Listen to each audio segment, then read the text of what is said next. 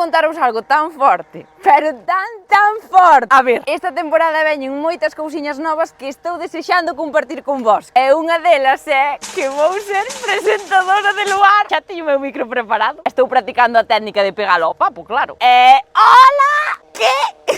Pero hai un pequeno problema. É algo que todos temíamos que podía pasar algún día, que non está Galloso.